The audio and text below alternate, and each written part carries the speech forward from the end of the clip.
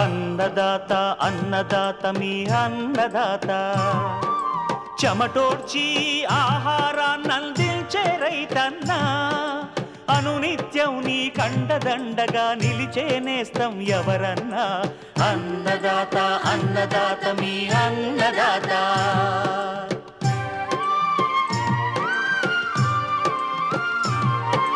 నూతన రీతుల సాగుబడికి నూరింతలు పెరిగే దిగుబడికి సూచనలిచ్చే సస్య రక్షణకు పశు పోషణకి శాస్త్ర విజ్ఞానం అందించి ముందుకు నడిపే తెలుగు రైతు భారతదేశానికి మకుటం అయ్యేలా తీర్చిదిద్దే ఆశయంతో మిమ్ము మేలు కొలిపేది అన్నదాత అన్నదాత అన్నదాత మీ అన్నదాత అన్నదాత అన్నదాత మీ అన్నదాత. అన్నదాత ప్రేక్షకులకు నమస్కారం. ఈనాటి ముఖ్యాంశాలు: రబీ వేసవి మినుము పెసరను నష్టపరుస్తున్న పురుగులు సమగ్ర నివారణ, చెరకులో మోడెం తోటల యాజమాన్యం, వేసవి పంటగా లాభాలనిచ్చే కొత్తిమీర సాగు, ఇంకా జై కిసాన్ వ్యవసాయ సమాచారం.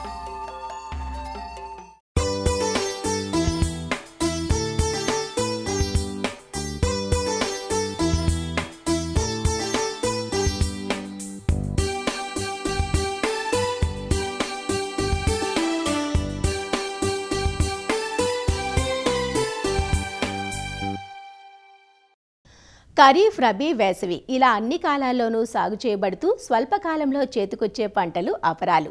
ఖరీఫ్లో వేసిన ప్రతి పసుపు పంటలను తీసిన తర్వాత డిసెంబర్, జనవరి మాసాల్లో ఈ మినుము పెసరను విత్తుకొని సాగు చేస్తున్నారు. అలా విత్తిన మినుము పెసర పైర్లు ప్రస్తుతం పెరుగుదల దశ నుంచి పూత దశ వరకు పలు దశల్లో ఉన్నాయి. రాత్రిపూట ఉన్న చల్లటి వాతావరణం, పెరుగుతున్న పగటి వేడి వాతావరణంతో అపరాల్లో రసం పీల్చే పురుగుల ఉధృతి పెరుగుతోంది. పూత, కాపు దశలో ఉన్న పైరులో మరూకా పురుగు, పొగాకు లద్దె పురుగుల సమస్య కూడా కనిపిస్తోంది. ఈ పురుగులను గుర్తించిన వెంటనే సమగ్ర నివారణ చర్యలు చేపట్టాలంటూ ప్రస్తుత సమయంలో అపరాల దిగుబడుల పెరుగుదలకు ఎలాంటి యాజమాన్య చర్యలు చేపట్టాలో కూడా సూచిస్తున్నారు ప్రొఫెసర్ జయశంకర్, తెలంగాణ రాష్ట్ర వ్యవసాయ విశ్వవిద్యాలయం వరంగల్ ప్రాంతీయ వ్యవసాయ పరిశోధనా స్థానం కీటక శాస్త్రవేత్త డాక్టర్ సతీష్ చంద్ర. అపరాలైన పెసర మరియు మినుమును ఆశించే చీడపీడలు మరియు యాజమాన్య పద్ధతుల గురించి తెలుసుకుందాము. వాటిలో ముఖ్యంగా చూసుకున్నట్టయితే రసం పీల్చే పురుగులు, తామ్ర పురుగు, తెల్లదోమ, పెనుబంక, పూత మరియు కాయ దశలో మారుక మచ్చల పురుగు, పొగాకు లద్దె పురుగు ఆశించి దిగుబడిని గణనీయంగా తగ్గిస్తూ ఉంటాయి. తెల్లదోమ కనుక ఆశించినట్టయితే ఈ తెల్లదోమ యొక్క రెక్కల పురుగులు ఆకుల నుంచి రసాన్ని పీల్చడం వలన మొక్కల యొక్క గ్రోత్ గిడసబారిపోతుంది, ఎదుగుదల అనేది గిడసబారిపోతుంది.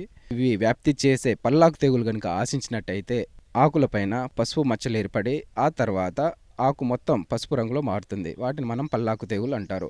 ఒకవేళ ఈ పల్లాకు తెగులు ఆశించినట్టయితే మనకి దిగుబడి అనేది గణనీయంగా తగ్గే అవకాశం ఉంటుంది.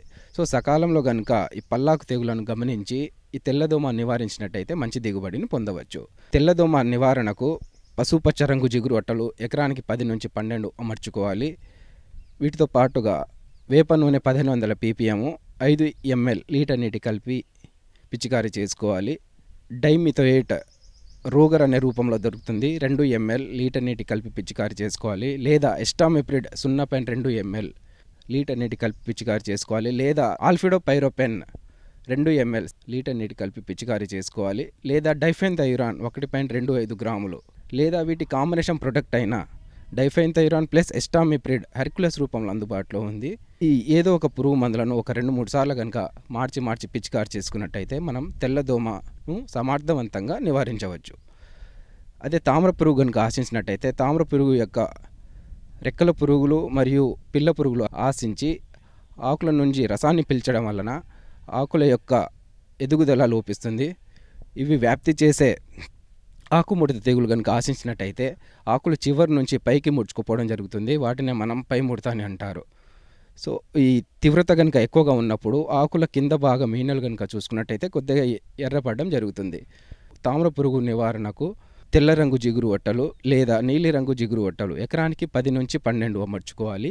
వీటి నివారణకు ఫిప్రోనిల్ 2 ml లేదా ఇమిడాక్లోరోపిరిడ్ 0.2 ml లేదా స్పైనోసాట్ 0.3 ml లీటర్ నీటి కలిపి పిచికారీ చేసుకోవాలి. అదే పేనుబంక కనుక ఆశించినట్టయితే ఆకులపైన జిగురు పదార్థం అనేది గమనించడం జరుగుతుంది. ఈ జిగురు పదార్థంతో పాటు ఈ జిగురు పదార్థంకి అట్రాక్ట్ అయిన చీమలు కూడా మనం గమనించవచ్చు. సో ఈ పేనుబంక ఆకుల నుంచి రసం పీల్చడం వలన ఆకుల యొక్క గ్రోత్ అనేది తగ్గుతుంది. ఇవి సీతఫలం అనే వైరస్ తెగులను వ్యాప్తి చేస్తుంది. ఈ సీతఫలం అనే వైరస్ తెగులు కనుక ఆశించినట్టయితే ఆకులపైన బుడిపెల్లాగా ముడతలు అనేది పడడం జరుగుతుంది. ఈ ముడతలు సేమ్ సీతాఫలం యొక్క కాయల మాదిరే మనకి చూడడం జరుగుతుంది. సో ఈ పేనుబంక నివారణకు ఎస్ఫేట్ 1.5 గ్రాములు లేదా ఎస్టామిప్రిడ్ 0.2 గ్రాములు లీటర్ నీటి కలిపి పిచికారీ చేసుకోవాలి. పైరు పూత దశలో మరియు మొగ్గ దశలో కాయ దశలో ఉన్నప్పుడు కాయతొల్చే పురుగులైన మారుక మచ్చల పురుగు మరియు పొగాకు లద్దె పురుగులు ఆశిస్తాయి. ఈ పొగాకు లద్దె పురుగు కనుక ఆశించినట్టయితే ఈ పొగాకు లద్దె పురుగు యొక్క రెక్కల పురుగులు ఆకుల కింద భాగంలో 150 నుంచి 200 మేర గుడ్లను పెట్టడం జరుగుతుంది. గుడ్ల యొక్క సముదాయం గమనించి తీసి నాశనం చేయాలి. ఈ గుడ్ల నుంచి వచ్చిన పిల్ల పురుగులు ఆకుల పత్రహరితాన్ని గోకి తిని ఆకులను జల్లెడగా మారుస్తాయి. ఆ తర్వాత పూత దశలో కనుక ఆశించినట్టయితే పూతను మరియు కాయలను కూడా తొలిచి తింటాయి. సో దీని ద్వారా కూడా మనకి దిగుబడి అనేది తగ్గే అవకాశం ఉంటుంది. సో ఈ పొగాకు లద్దె పురుగు నివారణకు తొలి దశలో అయితే ఈ గుడ్డు యొక్క సముదాయం ఏరి నాశనం చేయాలి.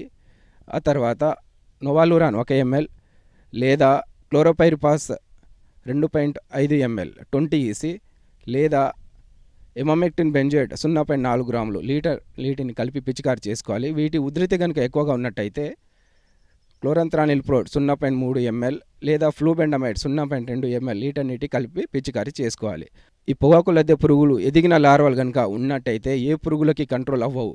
కాబట్టి ఇలాంటి సమయంలో రైతులు విషపు ఎరాలు తయారు చేసుకొని పొలంలో చల్లుకోవాలి. 1 ఎకరానికి సరిపడా విషపు ఎర తయారీకి 10 కేజీల తవ్వుడు, 2 కేజీల బెల్లం, 500 ml మోనోక్రోటోపాస్ లేదా 500 ml క్లోరోపైరిపాస్ తగిన నీటిలో కలిపి చిన్న చిన్న ఉండాలుగా చేసుకొని సాయంకాలం వేళలో కనుక పొలంలో చల్లుకున్నట్టయితే ఈ పొగాకు లద్దె పురుగుల యొక్క పిల్ల పురుగులు వీటిని తిని చనిపోవడం జరుగుతుంది.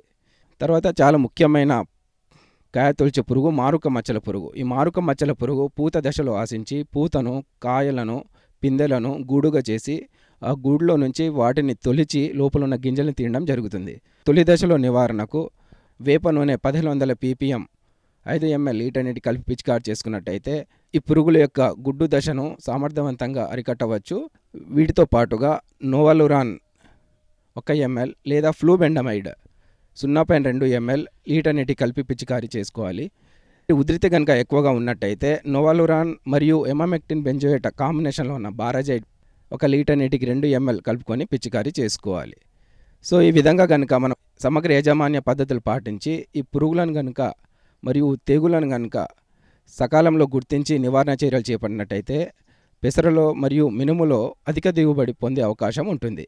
వీటితో పాటుగా రైతులు మంచి దిగుబడి కొరకు మనకి వేసవిలో బెట్ట వాతావరణ పరిస్థితులు అధికంగా ఉంటాయి కాబట్టి కనీసం 2 నుంచి 3 సార్లు అయినా పైపాటుగా పోషకాలను అందించాలి. ఆ పోషకాల్లో 319 లేదా మల్టీకే 13045 లాంటి పోషకాలను కనీసం 2 నుంచి 3 సార్లు కనుక మందులతో కలిపి కనుక పిచికారీ చేసుకున్నట్టయితే మంచి దిగుబడి పొందే అవకాశం ఉంటుంది.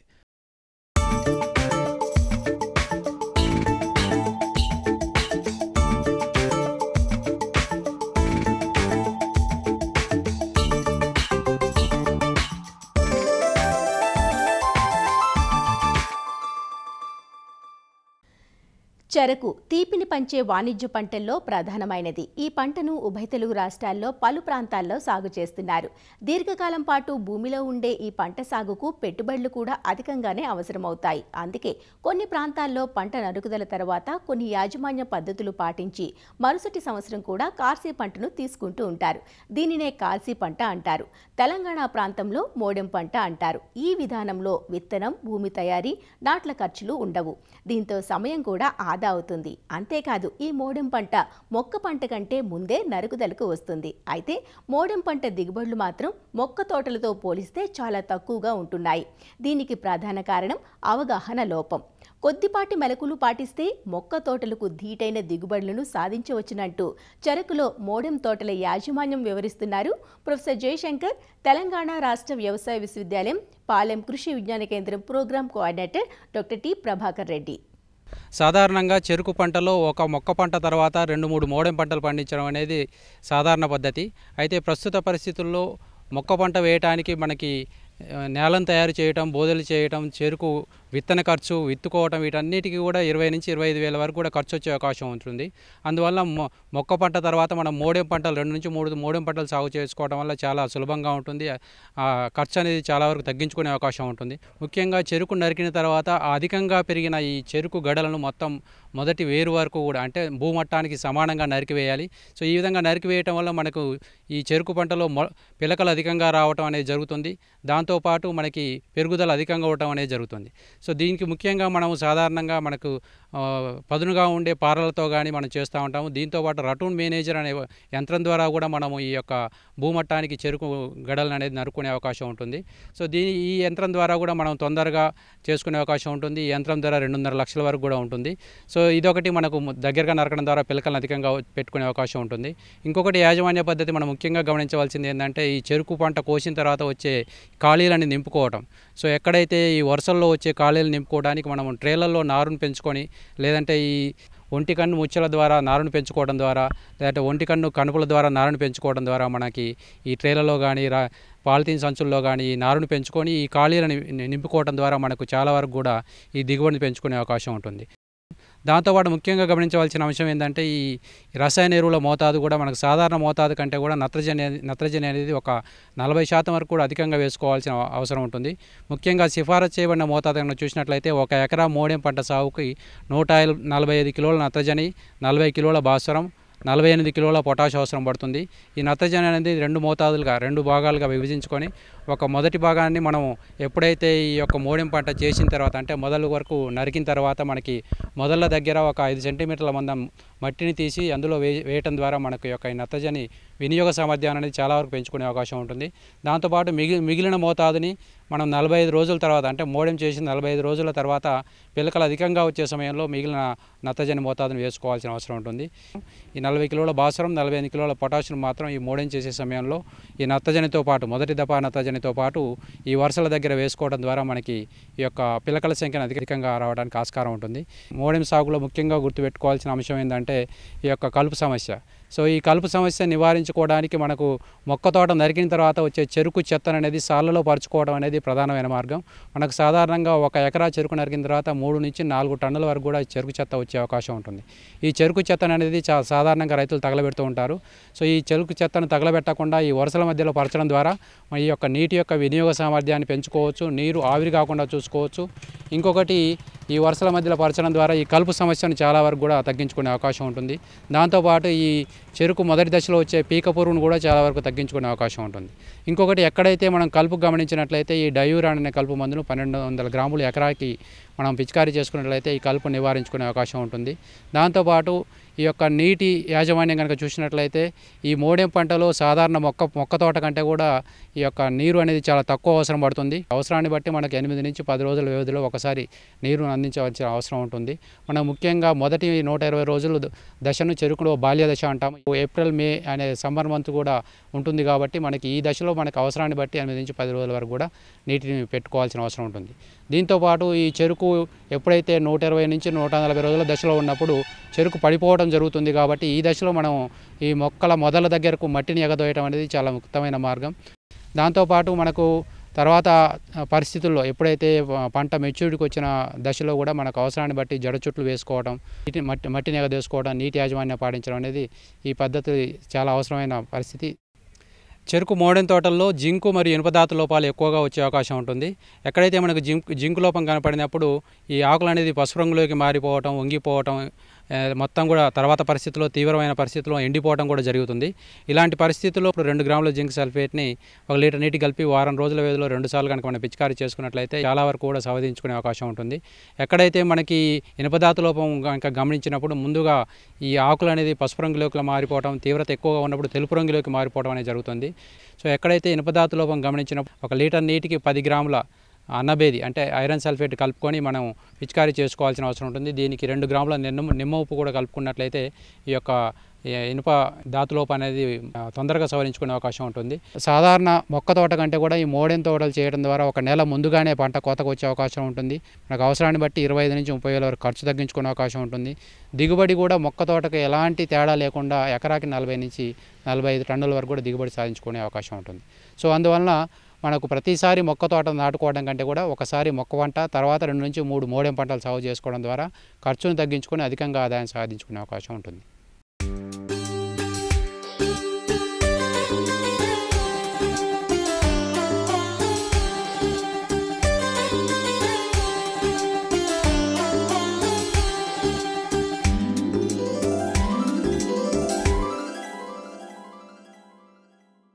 ఆకుకూర పంటలు నిత్యం రైతుకు ఆదాయాన్నిస్తాయి. సన్న చిన్నకారు రైతులకు ఇవి ఎంతో ఆదరువుగా ఉన్నాయి. వేసవిలో పండించే కొత్తిమీరకు మంచి గిరాకీ ఉంటుంది. సాధారణంగా అక్టోబర్, నవంబర్ మాసాల్లో సాగు చేసే కొత్తిమీర పంటకు చల్లటి వాతావరణం అనుకూలించడం వల్ల మంచి దిగుబడి వస్తుంది. అయితే అప్పుడు ధరలు కూడా తక్కువగానే ఉంటాయి. ఎండలు పెరిగే కొద్దీ కొత్తిమీరకు గిరాకీ పెరుగుతుంది. ఎందుకంటే ఈ సమయంలో అధిక ఉష్ణోగ్రతలకు పంట ఎదుగుదల నెమ్మదిస్తుంది.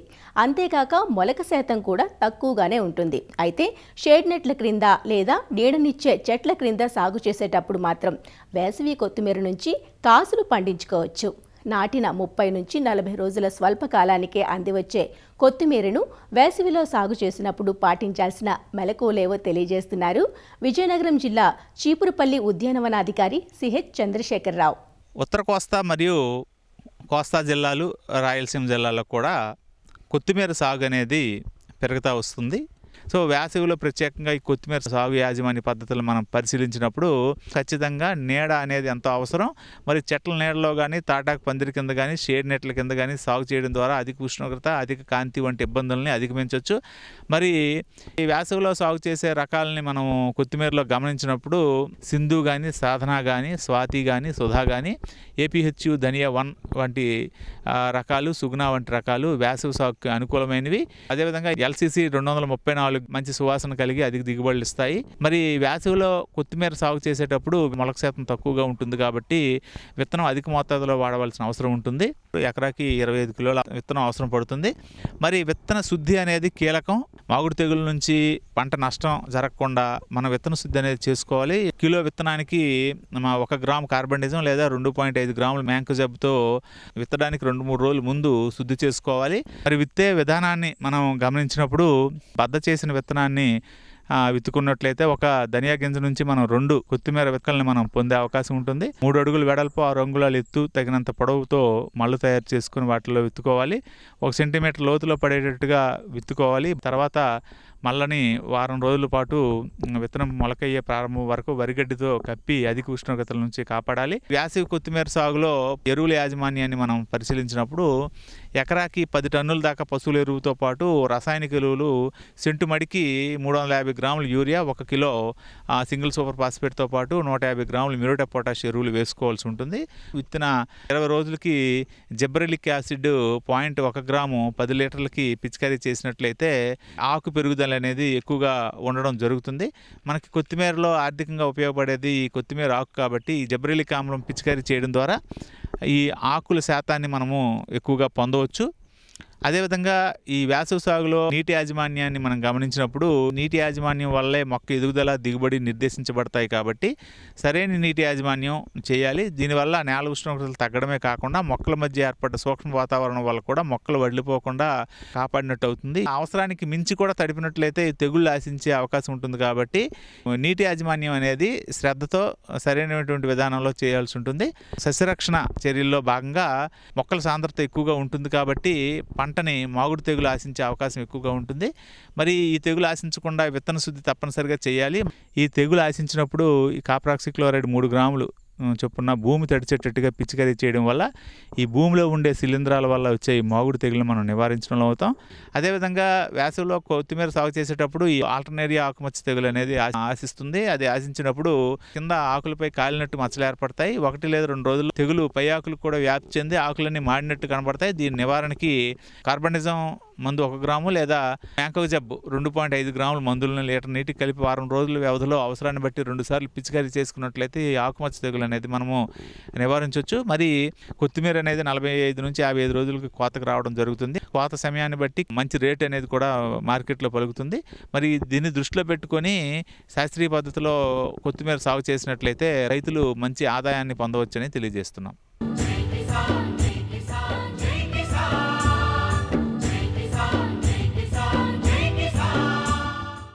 వ్యవసాయ సమాచారం ఇప్పుడు జై కిసాన్లో చూద్దాం. ఉద్యాన పంటల సాగు, మార్కెటింగ్ అవకాశాలపై తమ రైతులకు అవగాహన కల్పించేందుకు ఒరిస్సా ప్రభుత్వం సంకల్పించింది. ఇందులో భాగంగానే తెలంగాణలోని మేనేజ్తో కలిసి క్షేత్ర ప్రదర్శన కార్యక్రమం ఏర్పాటు చేశారు. తెలుగు రాష్ట్రాల్లో రైతులు, ఇక్కడి శాస్త్రవేత్తలు అవలంబిస్తున్న వ్యవసాయ విధానాల గురించి తెలుసుకుని వారి పంట పొలాల్లో అనుసరించే విధంగా రైతులు ఇక్కడ శిక్షణ తీసుకున్నారు. దాదాపు 70 మంది రైతులు, శాస్త్రవేత్తల బృందం ఈ క్రిసాట్ సంగారెడ్డి ఫల పరిశోధన స్థానాలను పరిశీలించారు. ప్రధానంగా జామాలో ఎఫ్ఆర్ఎస్ శాస్త్రవేత్తలు అనుసరిస్తున్న విధానాలను రైతులకు వివరించారు. ఫిబ్రవరి 3వ తేదీ నుంచి 10వ తేదీ వరకు దాదాపు 8 రోజుల పాటు ఈ కార్యక్రమం జరుగుతున్నట్లు అధికారులు వివరించారు. ఒడిశా ట్రైనింగ్ ప్రోగ్రామ్ అని ఒడిశా గవర్నమెంట్ మరి మేనేజ్ ఇద్దరు కొలాబరేట్ అయ్యి 8 days ట్రైనింగ్ ప్రోగ్రామ్ అని చేస్తున్నారు. దాంట్లో అంటే ఒక ఫార్మర్తో పాటు ఒక ఎక్స్టెన్షన్ కోఆర్డినేటర్, ఆ డిపార్ట్మెంట్ ఒక్కొక్క డిస్ట్రిక్ట్ నుంచి ఒక్కొక్క డిపార్ట్మెంట్ హెడ్ మరి ఒక ఫార్మర్ వస్తారు. Most of the farmers horticulture crops ఉన్నాయి. వాళ్ళది పామ్ ఆయిల్ ఉంది, టమాటో, బనానా ఉంది, మష్రూమ్ కల్టివేషన్స్, ఇవన్నీ మేజర్గా వాళ్ళ కల్టివేషన్. వాళ్ళకి ఎంటర్ప్రినర్షిప్లో ఎలా సక్సెస్ అవ్వాలి, వాళ్ళు చేస్తున్న ఫార్మింగ్ని ఇంకా ఎలా టెక్నాలజీ రిలేటెడ్ ఎలా ఇంప్రూవ్ చేయాలని దానికి ట్రైనింగ్ ఇవ్వడానికి వాళ్ళని ఒడిశా నుంచి ఇక్కడికి 8 days కానీ తీసుకుని వచ్చారు. తర్వాత మా మేనేజ్ గురించి కొన్ని సెక్షన్స్ అన్నీ అయ్యాయి. క్రిసాట్లో విజిట్ చేసాము. అక్కడ మిల్లెట్స్ గురించి, మిల్లెట్ ప్రాసెసింగ్ గురించి అంతా ట్రైనింగ్ అయింది. తర్వాత ఇక్కడ ఫ్రూట్స్ రీసెర్చ్ స్టేషన్లో విజిట్కి వచ్చాము. మేనేజ్తో కొలాబరేట్ అయ్యి ఒరిస్సా నుంచి ఒక 50 మంది అంటే అందులో ఫార్మర్స్ ఉన్నారు. అంతేకాకుండా డిపార్ట్మెంట్ హార్టికల్చర్ డిపార్ట్మెంట్ పరంగా సో అందరూ కలిసి 50 మంది ఇక్కడ ఫ్రూట్ రీసెర్చ్ స్టేషన్ సంగారెడ్డి ఫల పరిశోధనానికి రావడం జరిగింది. అయితే ముఖ్యంగా వాళ్ళకి ఈ యొక్క ట్రైనింగ్ ప్రోగ్రామ్ యొక్క ముఖ్య ఉద్దేశం ఏంటంటే హార్టికల్చర్ సెక్టర్లో ఎంటర్ప్రీనర్షిప్ డెవలప్మెంట్ అంటే వాణిజ్యపరమైనగా ఎలా వాళ్ళని పైకి తీసుకురావాలనే ఉద్దేశంతో, అలాగే వాళ్ళ ఫార్మింగ్ సెక్టర్లో ఇంకా మన టెక్నాలజీస్ వాళ్ళకి ఎంతవరకు ఉపయోగపడతాయి, వాళ్ళ హార్టికల్చర్ ఇంకా ఎలా డెవలప్ చేయొచ్చు అనే ఉద్దేశంతో ఈ ట్రైనింగ్ ప్రోగ్రామ్ పరంగా ఇక్కడ తీసుకురావడం జరిగింది. అయితే ఇక్కడ మనకి ముఖ్యంగా కమర్షియల్ హార్టికల్చర్ గురించి ఫ్రూట్ రీసెర్చ్ స్టేషన్ సంగారెడ్డిలో దాని గురించి మనం ఇక్కడ ట్రైनिंग ఇవ్వడం జరిగింది. 48-50 लोग आए हैं, उड़ीसा के सारे हैं, सब कोई डिस्ट्रिक्ट से आए हैं, एक मतलब हॉर्टिकल्चर स्टाफ और एक फार्मर. तो पहले 3rd फेब में हमारा ये इंट्रोडक्शन हुआ. उसके बाद एक सर यहाँ के ही आए, स्टार्टअप बिजनेस के बारे में हमको, हमारा टॉपिक ही एंटरप्रेन्योरशिप के ऊपर है. मतलब हम और हमारे जो साथ आए हैं वो कैसे अपना बिज़नेस आगे बढ़ा सकते हैं या कुछ आइडिया ले सकते हैं, उसके बारे में वो बहुत सारे चीज़ हमको बताए. और उसके साथ साथ बिजनेस कैसे डेवलप करें और कैसे उसको इनोवेटिव वे पे, नॉर्मली हम कैसे मैंगो को हम वैरायटी 2-3 ही वैरायटी जानते हैं और उसको ही हम पकड़ के रखे हैं कि उसको ही खाते हैं, लेकिन उससे क्या होगा, इनोवेटिव वे में क्या होगा और उससे हम बिज़नेस हमारा कैसे बढ़ा सकते हैं, यहाँ पे वो आइडिया मिला. और सेकेंड डे है आज हमारा ये ट्रिप SRD संगारेड्डी में. तो ये एक बहुत ही बड़ा 150 एकर्स का जगह है जहाँ पे हमें अभी पता चला कि 500 वैरायटी का मैंगो यहाँ पे है. हम तो बेसिकली 10 या 12 वैरायटी जानते हैं, 500 वैरायटी मतलब सोचना भी ये हो रहा है. उसका नाम 1-2 अभी तक पता चला है, हम सबको कलेक्ट करेंगे यहाँ पे. तो बेसिकली यहाँ पे क्या हो रहा है कि इसका एनवायरनमेंट और हमारा एनवायरनमेंट में थोड़ा फ़र्क है, लेकिन फिर भी जो टेक्निक यूज़ कर रहे हैं वो नया वाला है. टेक्निक जो है हमसे थोड़ा अलग है लेकिन नया वाला है. तो बहुत सारे चीज़ जानने को मिल रहा है यहाँ पे. మరిన్ని విభిన్న అంశాలతో రేపటి అన్నదాతలో మళ్ళీ కలుసుకుందాం. అంతవరకు సెలవు, నమస్కారం. అన్నదాతలు తమ సందేహాలు సమస్యలను 18004254085 టోల్ ఫ్రీ నంబర్లో ఉదయం 10 నుంచి 11 గంటల మధ్య పని దినాలలో సంప్రదించగలరు. ఈ కార్యక్రమాన్ని యూట్యూబ్లో www.youtube.com/అన్నదాత ఈటీవీ లింక్ ద్వారా వీక్షించవచ్చు. అన్నదాత కథనాలు ఈటీవీ విన్ మొబైల్ యాప్లోనూ వీక్షించండి.